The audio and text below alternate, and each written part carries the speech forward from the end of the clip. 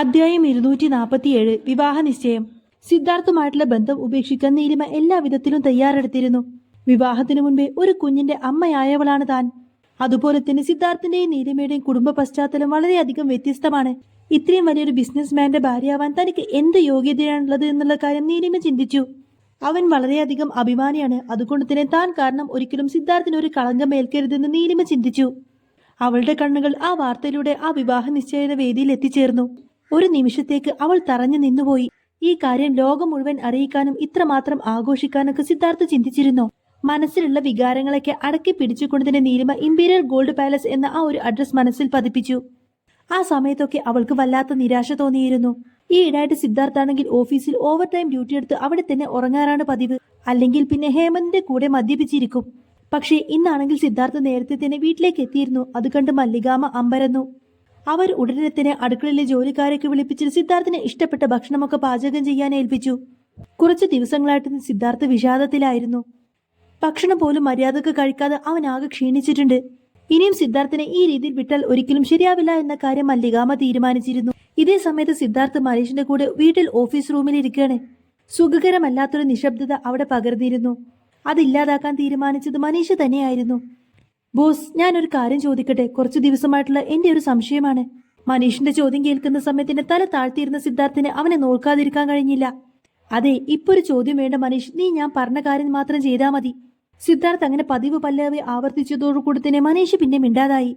അവന്റെ ഭാവം കണ്ട് പേടിച്ചെങ്കിലും പിന്നീട് സിദ്ധാർത്ഥൊന്നും മിണ്ടാത്തത് കാണുന്ന സമയത്തിനെ മനീഷിന് ആശ്വാസമായി. വിവാഹ തീയതിയും സ്ഥലമൊക്കെ പരസ്യപ്പെടുത്തിക്കൊണ്ടുള്ള ആ വാർത്ത അത് ശരിക്കും സിദ്ധാർത്ഥന്റെ പ്ലാന് തന്നെയായിരുന്നു. അത് തന്റെ നീലിമയെ മാത്രം ടാർഗറ്റ് ചെയ്തുള്ളതായിരുന്നു. എന്തിനാണിപ്പോൾ അങ്ങനെ ഒരു വാർത്ത കൊടുക്കാൻ പറഞ്ഞതെന്നുള്ള കാര്യം മനീഷിന് മനസ്സിലായില്ല.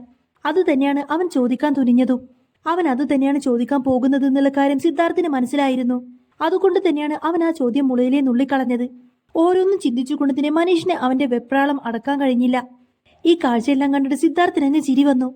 കാര്യങ്ങളൊക്കെ കുറച്ചു കഴിഞ്ഞാൽ നിനക്ക് മനസ്സിലായിക്കോളും എന്നൊക്കെ പറഞ്ഞ് സിദ്ധാർത്ഥ് ഏതായാലും വീണ്ടും ഒരു സിഗരറ്റ് എടുത്ത് പുകക്കാൻ തുടങ്ങി. സിദ്ധാർത്ഥ് തന്റെ മുന്നിലിരിക്കുന്ന വിവാഹ ക്ഷണക്കത്തിന്റെ ആ ഒരു പാർട്ടിയുടെ ആ ഒരു ലിസ്റ്റിലേക്ക് നോക്കി. കറുത്ത നിറത്തിലുള്ള ലിപിയാണ് അതിലുള്ളത്. നല്ല ഭംഗിയും അതിലേറെ ആഡംബരവും അതിലുണ്ടായിരുന്നു. അതൊക്കെ കണ്ടിട്ട് അവന്റെ ചുണ്ടിൽ ഒരു ഗൂഢമായിട്ടുള്ള പുഞ്ചിരിയുണ്ട്. നല്ല ഗ്രാൻഡ് ആയിട്ടുള്ള ഒരു ഫംഗ്ഷൻ തന്നെയാണ് അവർ തീരുമാനിച്ചു വെച്ചിരിക്കുന്നത്. അതുകൊണ്ട് തന്നെ വിരുന്നിൽ പങ്കെടുക്കുന്ന വ്യക്തികളെല്ലാം തന്നെ പ്രശസ്തരായിരുന്നു. ഈ ഒരു പാർട്ടി കൊണ്ട് ഏറ്റവും കൂടുതൽ സന്തോഷിക്കുന്നത് ലാവണ്യായിരിക്കും. കാരണം അവൾ സിദ്ധാർത്ഥിന്റെ പെണ്ണാണെന്ന് പുറംലോകത്തെ ഔദ്യോഗികമായിട്ട് അറിയിക്കാൻ പോകുന്ന ഒരു ചടങ്ങാണല്ലോ നടക്കാൻ പോകുന്നത്. ഇത്രയും കാത്തിരുന്ന നിമിഷം അവളുടെ ജീവിതത്തിൽ ഇതിനു മുൻപ് ഉണ്ടായിട്ടില്ല. ആവേശത്തോടു കൂടി അവളും ആ ഒരു ദിവസത്തിന് വേണ്ടിയിട്ട് കാത്തിരുന്നു. ക്ഷണിക്കപ്പെടാനുള്ള ലിസ്റ്റിലെ ഓരോരുത്തരുടെയും പേര് മനീഷ് വായിച്ചു. തന്റെ ബോസിന്റെ നിർദ്ദേശം അനുസരിക്കാതെ മറ്റൊന്നും ചെയ്യാൻ മനീഷിനെ കൊണ്ടാവുമായിരുന്നില്ല. ബോസ്, ഇനി ഈ ലിസ്റ്റിൽ ആരുടെങ്കിലും പേര് ചോദിക്കാനുണ്ടോ? എല്ലാം വായിച്ചതിനു ശേഷം മനീഷ് ചോദിച്ചു. ഒരു നിമിഷം എന്നിങ്ങനെ സിദ്ധാർത്ഥ് പറയുന്ന സമയത്തിന് ആരാ ബോസ് എന്ന് സംശയത്തോട് ചോദിക്കാണ് മനീഷ്. നീലിമയുടെ പേരും കൂടി ചേർക്കുന്നിങ്ങനെ സിദ്ധാർത്ഥ് നിസ്സാരമായി പറഞ്ഞതോടുകൂടി തന്നെ മനീഷ് അവനെ ആശ്ചര്യത്തോടു കൂടെ നോക്കി. ബോസ്, പക്ഷേ ഇത് എന്നൊക്കെ പറഞ്ഞ് മനീഷ് സംശയത്തോടു കൂടി തന്നെ സിദ്ധാർത്ഥിനെ നോക്കി. ഞാൻ പറഞ്ഞത് നീ ചെയ്യും മനീഷ് എന്നിങ്ങനെ സിദ്ധാർത്ഥ് അക്ഷമയോട് കൂടെ തന്നെ അവനോട് പറഞ്ഞു. വിഷമത്തോടു കൂടെ തന്നെ മനീഷ് ഇങ്ങനെ തലയാട്ടുന്നുണ്ട്. ഇത്രയും വലിയൊരു ഗ്രാൻഡ് ഫംഗ്ഷൻ സിദ്ധാർത്ഥ് നടത്തുന്നത് തന്നെ മറഞ്ഞിരിക്കുന്ന നീലിമയെ പുറത്തേക്ക് കൊണ്ടുവരാൻ വേണ്ടി തന്നെയായിരുന്നു. അവളെ തന്റെ കൺമുന്നിലേക്ക് എത്തിക്കാൻ വേണ്ടി തന്നെയാണ് ഇപ്പോൾ ഇങ്ങനൊരു പാർട്ടി നടത്തുന്നത്. അവൾ എന്തായാലും തന്റെ കൺമുന്നിലേക്ക് വരുമെന്ന കാര്യം സിദ്ധാർത്ഥിന് ഉറപ്പായിരുന്നു. I'm waiting for you. പെട്ടെന്ന് തിരിച്ചു വായെന്നിങ്ങനെ അവൻ പ്രതീക്ഷയോടുകൂടെ തന്നെ പറഞ്ഞു. ഇതേ സമയത്തു നീലിമയും ഇതേ ചിന്തകളിൽ തന്നെയായിരുന്നു. വിവാഹ നിശ്ചയത്തിന്റെ ആ ഒരു പാർട്ടിയിൽ തനിക്കും പോവണം, എന്നിട്ട് ദൂരെ നിന്ന് മറിഞ്ഞിട്ടെങ്കിലും സിദ്ധാർത്ഥിനെ കാണണമെന്ന് അവളും ആഗ്രഹിച്ചു. അതിന്റെ അനന്തരഫലം എന്തോ ആയിക്കോട്ടെ, ചിലപ്പോൾ ഞാൻ ഒരുപാടധികം വേദനിക്കേണ്ടി വരും. എന്നാലും സിദ്ധാർത്ഥ് മറ്റൊരാൾക്ക് സ്വന്തമാവുന്നത് കണ്ടിട്ട് എന്റെ മനസ്സിനെ പറഞ്ഞ് പാകപ്പെടുത്തണം. എന്നിട്ട് അച്ഛനെ കൂട്ടിക്കൊണ്ട് ഈ നാട് വിട്ടു പോവണമെന്ന് പോലും അവൾ കരുതി. പക്ഷേ ഇതൊക്കെ നടക്കുമോ? തന്റെ സിദ്ധു മറ്റൊരാൾക്ക് സ്വന്തമാവുന്നത് കാണാനൊക്കെ തന്നെ കൊണ്ട് കഴിയുമോ? അത്രമാത്രം ധൈര്യമൊക്കെ എന്റെ മനസ്സിലുണ്ടോ എന്നിങ്ങനെ നീലിമ ചിന്തിച്ചു. പക്ഷേ എന്ത് പറഞ്ഞാലും പോവണം, പോയേ മതിയാവൂ. അവൾ അങ്ങനെ പറഞ്ഞിട്ട് മനസ്സിനെ പാകപ്പെടുത്തി. കുറെ അധികം ദിവസങ്ങൾക്ക് ശേഷം അവൾ ഇങ്ങനെ കണ്ണാടിന്റെ മുന്നിൽ വന്ന് നിന്നു. വിണ്ടുകീറിയ ചുണ്ടുകളും കറുപ്പ് നിറഞ്ഞ കൺതടങ്ങളെല്ലാം തന്നെ അവൾ ഒരു നിശ്വാസത്തോടു കൂടി നോക്കി. മുഖമാകെ വിളറി വെളുത്തിരിക്കുന്നു. എന്നാലും സിദ്ധുവിനെ കാണാൻ ഞാൻ എങ്ങനെ പോകുമെന്നൊക്കെ ചിന്തിച്ചുകൊണ്ട് തന്നെ അവൾ അവിടെ നിന്ന് നിസ്സഹായതോടുകൂടി എഴുന്നേറ്റു. ഒന്ന് കുളിക്കണം, വസ്ത്രം മാറ്റണം എന്നൊക്കെ അവൾ ചിന്തിക്കുന്നുണ്ടെങ്കിൽ പോലും അവൾക്കൊരടി പോലും നടക്കാൻ കഴിയില്ലായിരുന്നു. എഴുന്നേറ്റ് നടക്കാൻ ശ്രമിച്ചപ്പോഴേക്കും അവൾ തല കറങ്ങിയിട്ട് സോഫയിലേക്ക് വീണുപോയി. മര്യാദക്കൊന്ന് ഭക്ഷണം കഴിച്ചിട്ട് ഏറെ ദിവസമായിരുന്നു. ഒപ്പം നല്ല തളർച്ചയും ക്ഷീണവുമുണ്ട്. അവൾ പെട്ടെന്ന് കുഴഞ്ഞു വീഴുന്നത് അവിടെയുള്ള സെർവന്റുമാർ കണ്ടിരുന്നു. അവർ ആശങ്കയോടുകൂടെ തന്നെ നീലിമയുടെ അടുത്തേക്ക് ചെന്നു. കുഞ്ഞിന് എന്തെങ്കിലും സംഭവിക്കോ എന്ന് പോലും അവർ ഭയന്നു പോയിരുന്നു. കാരണം നീലിമയുടെ വയറ്റിൽ വളരുന്നത് അത് സിദ്ധാർത്ഥന്റെ കുഞ്ഞാണെന്നുള്ള കാര്യം അവർക്ക് എല്ലാവർക്കും അറിയാം. അധികം വൈകാതെ തന്നെ അവർ പെട്ടെന്ന് ഒരു ഡോക്ടറെ അങ്ങോട്ടേക്ക് വിളിച്ചു വരുത്തി. അപ്പോഴേക്കും നീലിമ കൈ താങ്ങിക്കൊണ്ട് തന്നെ അവിടെ എഴുന്നേറ്റിരുന്നിരുന്നു. ഡോക്ടർ വന്ന് ചോദിക്കുന്നുണ്ട്, തന്റെ ശരീരം വല്ലാതെ വീക്കാണല്ലോ, എന്താണോ താൻ മര്യാദക്ക് ഭക്ഷണമൊന്നും കഴിക്കാറില്ലേ? അന്നേരം സെർവന്റ് പറയുന്നുണ്ട്, മാഡത്തിന് നന്നായിട്ട് ഭക്ഷണമൊന്നും കഴിക്കാൻ പറ്റുന്നില്ല, വോമിറ്റിംഗ് ടെൻഡൻസി കൂടുതലാണ്. അപ്പോൾ ഡോക്ടർ പറഞ്ഞിട്ട് തൽക്കാലം ഒരു ന്യൂട്രീഷൻ ഇഞ്ചക്ഷൻ എടുത്തോ, പക്ഷേ അതെപ്പോഴൊന്നും പറ്റില്ല, ഭക്ഷണം നന്നായിട്ട് കഴിക്കണമെന്നൊക്കെ ഇങ്ങനെ ഡോക്ടർ ഉപദേശിച്ചു. അപ്പോഴേക്കും ഒരു ഗ്ലാസ് ജ്യൂസ് എടുക്കാൻ വേണ്ടി സെർവൻ നേരെ കിച്ചണിലേക്ക് പോയിരുന്നു. നീലിമ പറഞ്ഞിട്ട്, ഡോക്ടർ എന്റെ മൈൻഡ് ഒട്ടും ഓക്കെയല്ല, നിങ്ങൾക്കും അതറിയാലോ. അവൾ ശരിക്കും ആ സമയത്ത് സിദ്ധാർത്ഥിനെ ഒന്ന് അടുത്ത് കാണാൻ വേണ്ടിയിട്ട് വളരെയധികം കൊതിക്കുന്നുണ്ടായിരുന്നു. എവിടെയും ഉറച്ചു നിൽക്കാത്ത തന്റെ മനസ്സിനെ അവൾ സ്വയം കുറ്റപ്പെടുത്തി. എനിക്ക് ഇവിടെ നിന്നും ഒരു തവണത്തേക്കൊന്ന് പുറത്തു പോകണം ഡോക്ടർ എന്നിങ്ങനെ നീലിമ പറയുന്ന സമയത്തിന് അവൾ എന്താണ് ഉദ്ദേശിച്ചത് എന്നൊക്കെ കേട്ടുകൊണ്ട് ഡോക്ടർ ഒന്ന് ഞെട്ടി. സിദ്ധാർത്ഥിനെ കാണാൻ വേണ്ടിയിട്ട് പുറത്തു പോകുന്ന കാര്യമാണോ എന്നിങ്ങനെ പതിയെ സ്വരത്തിൽ ഡോക്ടർ ചോദിച്ചതോടുകൂടി തന്നെ നീലിമ ഒന്ന് ഞെട്ടി. അതിനാണെങ്കിൽ ഞാൻ ഹെൽപ്പ് ചെയ്യാമെന്നിങ്ങനെ ഡോക്ടർ പറയുന്നത് കേട്ടിട്ട് അവിശ്വസനീയമായിട്ടോ നീലിമ ഡോക്ടറെ നോക്കിയത്. ഇതിൽ നിന്നും ഒരു കാര്യം കൂടി അവൾക്ക് വ്യക്തമായി. ഡോക്ടറെ ഇങ്ങോട്ടേക്ക് പറഞ്ഞയച്ചിരിക്കുന്നത് അത് ഗീതാമ തന്നെയാണ്. അതും മനഃപൂർവ്വം തന്നെ. സിദ്ധാർത്ഥിന്റെയും ലാവണ്യയുടെയും കല്യാണം അത് നേരിട്ട് തന്നെ നീലിമയെ കാണണമെന്ന് ഗീതാമക്ക് ആഗ്രഹമുണ്ടായിരുന്നു. നീലിമയുടെ മനസ്സിൽ എങ്ങനെയെങ്കിലും ആ രംഗം പതിപ്പിക്കണം. ഒരു അമ്മ എന്ന നിലയിൽ അവരുടെ സ്വാർത്ഥത തന്നെയാണത്. നീലിമയ്ക്ക് നെഞ്ചു നൊന്തു. അതുപോലെ അവളുടെ കണ്ണുകൾ നീറി. താങ്ക്സ് ഡോക്ടർ, അവൾ ഇന്നിങ്ങനെ വിളറിയ ചിരിയോടുകൂടെ പറഞ്ഞു. ഡോക്ടർ പറയുന്നത്, വരവ് വെച്ചിരിക്കുന്നു, പക്ഷേ ഞാൻ പറയുന്ന ഡിമാൻഡ് അംഗീകരിച്ചാൽ മാത്രമേ നീലിമയ്ക്ക് പിന്നെ പുറത്തു പോകാൻ പറ്റുള്ളൂ. വേറൊന്നുമല്ല, സിദ്ധുവിനെ നീ ദൂരെ നിന്ന് കാണാനേ പറ്റുള്ളൂ. ഒരിക്കലും നീ അവന്റെ മുന്നിലേക്ക് പോവരുത്. ഉടനെ തന്നെ തിരിച്ചിങ്ങോട്ടേക്ക് വരികയും വേണം. അല്ലെങ്കിൽ പിന്നെ അതിന്റെ പേരിൽ എന്തുണ്ടായാലും അതിന്റെ ഉത്തരവാദിത്വം ഒരിക്കലും ഞാൻ ഏറ്റെടുക്കില്ല. ഡോക്ടറുടെ കാര്യം അംഗീകരിച്ചുകൊണ്ട് തന്നെ നീലിമ ഒന്ന് പുഞ്ചിരിച്ചുകൊണ്ട് തന്നെ തലയാട്ടി. അതിനുശേഷം ഡോക്ടർ ഏതായാലും അവർക്ക് വേണ്ടിയിട്ടുള്ള കുത്തിവെപ്പുകളൊക്കെ എടുത്തു. നീലിമയുടെ വയറ്റിൽ വളരുന്ന കുഞ്ഞിന് അതിപ്പോൾ വളരെ അത്യാവശ്യമായിരുന്നു. ആ ഒരു ഇഞ്ചക്ഷന് ശേഷമാണ് അല്പമെങ്കിലും നീലിമ പഴയ ഒരു അവസ്ഥയിലേക്ക് എത്തിയത്. നീലിമ ഈ ഒരു അവസ്ഥയിൽ കാണുന്ന സമയത്തിന് ഡോക്ടർക്ക് ആ ഒരു പെൺകുട്ടിയോട് വളരെയധികം സഹതാപം തോന്നിയിരുന്നു. അവൾക്കിപ്പോൾ ആവശ്യമുള്ളത് അവൾ സ്നേഹിക്കുന്ന പുരുഷന്റെ സാമീപ്യമാണെന്നുള്ള കാര്യമൊക്കെ ഡോക്ടർക്കറിയാം. പക്ഷേ ആ ഒരു കാര്യത്തിൽ മാത്രം ഡോക്ടർക്ക് ഒരിക്കലും അവളെ സഹായിക്കാനൊന്നും പറ്റില്ല.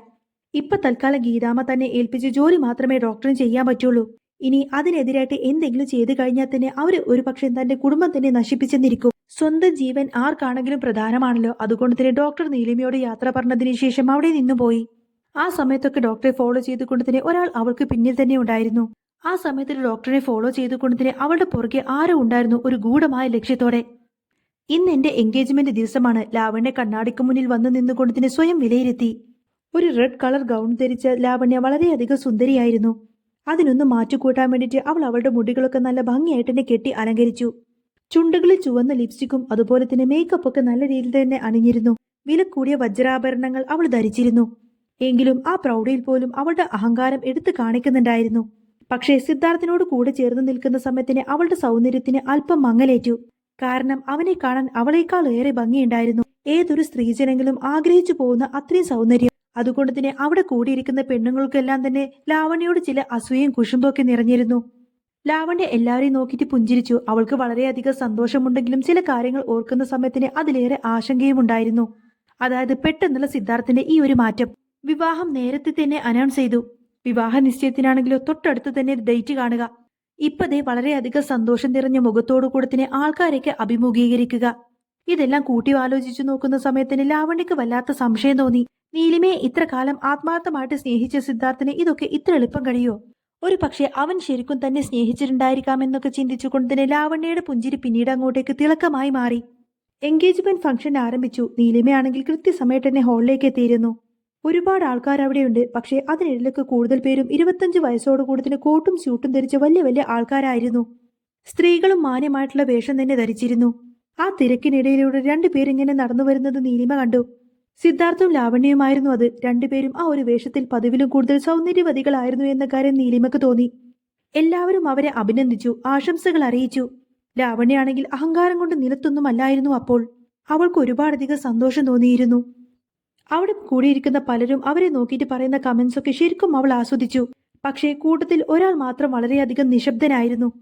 അത് ഹേമന്തായിരുന്നു. ഹേമന്ത് മാത്രം അവരെ നോക്കിയിട്ട് ആശംസകൾ അറിയിക്കുകയോ സന്തോഷം പകരുകയോ ഒന്നും തന്നെ ചെയ്തില്ല. എന്നാൽ അതുപോലെ തന്നെ മുറിവേറ്റ ഹൃദയവുമായിട്ട് മറ്റൊരാളും കൂടി അവിടെ നിൽക്കുന്നുണ്ടായിരുന്നു. അത് നീലിമയായിരുന്നു. സിദ്ധാർത്ഥും ലാവണ്യയും കൂടി വളരെയധികം സ്നേഹത്തോടെ ഇങ്ങനെ ഇടപഴകുന്നതൊക്കെ കണ്ടു നിൽക്കാനൊന്നും നീലിമക്ക് കഴിയുമായിരുന്നില്ല. എങ്കിലും അവൾ അവരെ തന്നെ ഇങ്ങനെ ദൃഷ്ടി ഉറപ്പിച്ചു നിന്നു. ലാവണ്യയുടെ സൗന്ദര്യം ചെറു പുഞ്ചിരിയോടുകൂടി തന്നെ അവൾ ആസ്വദിച്ചു.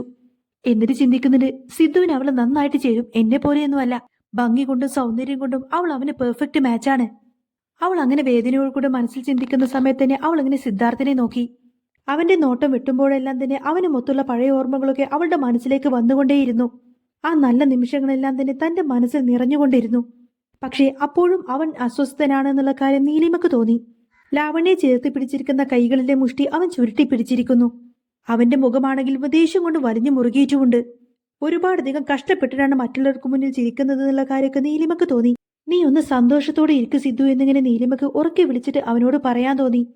പക്ഷേ അവന്റെ മുന്നിൽ ചെന്ന് നിൽക്കാനുള്ള ധൈര്യമൊന്നും നീലിമക്ക് ആ സമയത്ത് ഇല്ലായിരുന്നു. അതിനുള്ള അവകാശവും യോഗ്യതയൊന്നും തനിക്കില്ല എന്ന കാര്യം അവൾ കരുതിയിരുന്നു. വിവാഹ നിശ്ചയം അനൗൺസ് ചെയ്തത് അവൾ ഇടയ്ക്ക് വെച്ച് കേട്ടു. അത് കേട്ടതോടുകൂടി തന്നെ അവൾക്ക് ഭയങ്കര വിഷമവും അസൂയയും തോന്നി. പക്ഷേ ഈ ഒരു കാര്യത്തിൽ നീലിമ തിരുത്തും നിസ്സഹായായിരുന്നു. ഇനി പാർട്ടി ആഘോഷിക്കേണ്ട സമയമാണ് എന്നൊക്കെ പറഞ്ഞ് ഹാളിൽ പതിഞ്ഞ മ്യൂസിക് ഉയർന്നു. പലവരും കപ്പിൾ ഡാൻസ് ഒക്കെ ചെയ്യാൻ തയ്യാറായി. അവർക്കിടയിൽ നല്ല സ്മാർട്ടായിട്ടുള്ള ഒരു പുരുഷൻ കയ്യിൽ കുറച്ച് ബൊക്കെയുമായിട്ട് അങ്ങോട്ടേക്ക് കടന്നു വന്നു. അവൻ നേരെ ഒരു സുന്ദരിയായിട്ടുള്ള ഒരു പെൺകുട്ടിയുടെ മുന്നിലെത്തി. അവളുടെ മുന്നിൽ ചെന്ന് മുട്ടുകുത്തി നിന്നുകൊണ്ടതിന്റെ പ്രണയപൂർവ്വം ആ ഒരു ബൊക്കെ അവൻ അവൾക്ക് നേരെ നീട്ടി. അവിശ്വസനീയതോടുകൂടി തന്നെ വലത് കൈ ചുണ്ടിൽ വെച്ച് ആ പെൺകുട്ടി ഇങ്ങനെ നിൽക്കുന്നത് കാണാൻ തന്നെ വളരെയധികം ഭംഗിയുണ്ടായിരുന്നു. എൻഗേജ്മെന്റ് ഫംഗ്ഷൻ പങ്കെടുക്കാൻ വന്നവരുടെയൊക്കെ ശ്രദ്ധ അവരിലേക്ക് തന്നെ നീണ്ടു. എല്ലാവരും ആ ഒരു പെൺകുട്ടിയെയും ചെറുപ്പക്കാരനെയും പ്രോത്സാഹിപ്പിച്ചു. അവൾ മനോഹരമായ ചുവന്ന മുഖത്തോടുകൂടി തന്നെ കൈ നീട്ടിച്ച് ആ ഒരു ബൊക്കെ വാങ്ങി. ഒരു പുഞ്ചിരിയോടുകൂടെ തന്നെ അവൾ അവന്റെ കൈയിലേക്ക് കൈകൾ ചേർത്ത് വെച്ചു. അവൻ അവളുടെ കൈ കോർത്തുകൊണ്ട് തന്നെ നേരെ ഡാൻസ് ഫ്ലോറിലേക്ക് കയറി. ഒരു നിമിഷം കൊണ്ട് തന്നെ എല്ലാവരുടെയും ശ്രദ്ധാ കേന്ദ്രമായിട്ട് അവർ രണ്ടുപേരും മാറി. ഡാൻസ് ചെയ്യുന്നതിനിടയിൽ തന്നെ യു ആർ വെരി ബ്യൂട്ടിഫുൾ എന്നൊക്കെ അവൻ അവളുടെ കാതോരം പറഞ്ഞു. അത് കേൾക്കുമ്പോൾ അവളുടെ മുഖം നാണത്തോടുകൂടി തന്നെ ചുവന്നു. എല്ലാവർക്കും ആ ഒരു ജോഡിയും അതുപോലെ തന്നെ അവരുടെ ഡാൻസ് പെർഫോമൻസ് ഒക്കെ വളരെയധികം ഇഷ്ടപ്പെട്ടു. ഇത് ശരിക്കും ഇവിടെ വെച്ച് നടക്കുന്നത് ലാവണ്യയുടെ സിദ്ധാർത്ഥന്റെ വിവാഹ നിശ്ചയത്തിന്റെ പാർട്ടിയാണ്. പക്ഷേ എന്നിട്ട് പോലും അപരിചിതരായിട്ടുള്ള രണ്ടുപേർ വന്നിട്ട് ആ ഒരു പാർട്ടിയിൽ അങ്ങ് തിളങ്ങി. ഈ ഒരു കാര്യം ലാവണ്യയെ നന്നായിട്ട് ദേഷ്യം പിടിപ്പിച്ചിരുന്നു. രണ്ടുപേരെയും പിടിച്ചു നിർത്തിയിട്ട് നല്ലോണം അങ്ങ് തല്ലാൻ അവളുടെ കൈ ധരിച്ചു. പക്ഷേ സിദ്ധാർത്ഥിനെ ഓർത്തതുകൊണ്ട് മാത്രം അവൾ അവളുടെ ദേഷ്യം സ്വയം നിയന്ത്രിച്ചു. കാരണം അവൾ കാരണം എന്തെങ്കിലും സിദ്ധാർത്ഥിനൊരു നാണക്കേടുണ്ടായി കഴിഞ്ഞാൽ പിന്നീട് എപ്പോഴും സിദ്ധാർത്ഥിനെ അവളോട് വെറുപ്പായിരിക്കും. നീലിമ അപ്പോഴും ഇമ ചിമ്മാതെ സിദ്ധാർത്ഥിനെ തന്നെ ഇങ്ങനെ നോക്കിയിരുന്നു. ഹൃദയം നോവുന്നുണ്ട്, ശരീരമാകെ മരവിച്ചു പോകുന്നത് പോലെ തോന്നുന്നുണ്ട്. പക്ഷേ എന്നിട്ട് പോലും അവൾ ആ നോട്ടം വെട്ടിക്കാനൊന്നും തയ്യാറായിരുന്നില്ല. കാരണം ഒരു പക്ഷേ ഇത് ചിലപ്പോൾ അവസാനത്തെ കൂടിക്കാഴ്ചയായിരിക്കാം.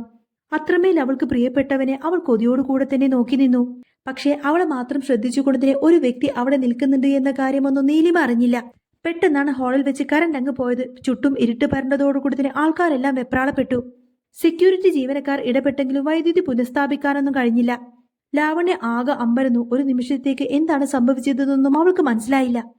അരികെ നിൽക്കുന്ന സിദ്ധാർത്ഥന്റെ കൈ ഇങ്ങനെ ഇറുക്കി പിടിക്കാനൊക്കെ അവൾ നോക്കി. പക്ഷേ അവൻ നിന്നിടം ശൂന്യമായത് അവൾ ആ ഇരുട്ടിലും തിരിച്ചറിഞ്ഞിരുന്നു. എന്തോ സംഭവിച്ചിരിക്കുന്നു എന്നൊക്കെ ചിന്തിച്ച് ലാവണ്യയുടെ മനസ്സ് സൂചന നൽകി. അതെ, അവൾ ആ നീലിമ ഇവിടെയുണ്ട്, അവളുടെ മനസ്സ് പറഞ്ഞു. ഇല്ല, ഞാൻ സമ്മതിക്കില്ല. ഒരിക്കലും അവൾക്ക് അവനെ കാണാനൊന്നും ഞാൻ സമ്മതിക്കില്ല. അവൾ വാശിയോടെ പുലമ്പിക്കൊണ്ട് തന്നെ ആ ഇരുട്ടിലും സിദ്ധാർത്ഥിനെ തിരഞ്ഞു. സിദ്ധു, നീ എവിടെ? നീ ഇവിടെയുണ്ടോ? നിനക്കിപ്പോ കുഴപ്പമൊന്നുമില്ലല്ലോ. എന്നാൽ ആ ചോദ്യമൊന്നും ഒരിക്കലും സിദ്ധാർത്ഥ് കേൾക്കുന്നുണ്ടായിരുന്നില്ല. അവൻ ഏതായാലും ഇപ്പോൾ ലാവണ്യയുടെ അടുത്ത് ഇല്ല എന്ന കാര്യം ലാവണ്യ തിരിച്ചറിഞ്ഞ് വിഷമത്തോടെ നിൽക്കുന്നതും കാണിച്ചുകൊണ്ടാണ് എപ്പിസോഡ് പൂർണ്ണമാവുന്നത്. അപ്പോൾ നിങ്ങൾക്ക് ഈ ഒരു വീഡിയോ ഇഷ്ടമായിട്ടുണ്ടെങ്കിൽ ഒരു ലൈക്ക് തരാൻ മറക്കരുത്. വീഡിയോയെ കുറിച്ചുള്ള നിങ്ങളുടെ അഭിപ്രായം എന്താണെങ്കിലും കമന്റിലൂടെ അറിയിക്കണേ. പിന്നെ ചാനൽ ഇഷ്ടമായിട്ടുണ്ടെങ്കിൽ സബ്സ്ക്രൈബ് ചെയ്യാനും സപ്പോർട്ട് ചെയ്യാനൊന്നും മറക്കല്ലേ. നെക്സ്റ്റ് വീഡിയോ ഞാൻ ഉടനെ തന്നെ അപ്ലോഡ് ചെയ്യുന്നതായിരിക്കും. അപ്പോൾ നിങ്ങളുടെ കമന്റ്സ് ഒന്നും വരുന്നില്ലല്ലോ. നിങ്ങൾ വീഡിയോ ജസ്റ്റ് കണ്ടു പോകുന്നല്ലേ ഉള്ളൂ. നിങ്ങളുടെ കമന്റ്സ് വരുമ്പോഴാണ് എനിക്ക് വീണ്ടും വീഡിയോസ് ഇടാനൊരു ത്രില്ലൊക്കെ കിട്ടുന്നത്. അപ്പോൾ മടിക്കാതെ എല്ലാവരുടെയും കണ്ടു കഴിഞ്ഞവരുടെയൊക്കെ ഒരു കമന്റ്സ് പോകുന്നുണ്ട്.